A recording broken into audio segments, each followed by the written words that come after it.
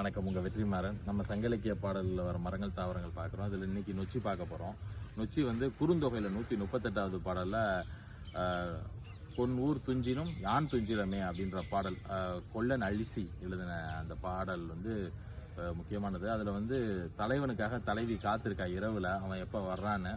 ஊரே தூங்கிருச்சு, இவனுக்காக நான் காத்துட்ருக்குறேன்.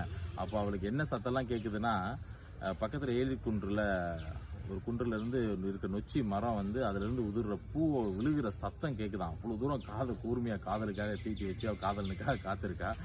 அப்படி வந்து அதில் வந்து அந்த பாடலில் வந்து மயிலடி இலைய அப்படின்னு வரும். அந்த கால் வந்து மயிலோட கால் தடம் மாதிரி இந்த நொச்சி இலை வடிவம் இருக்குது.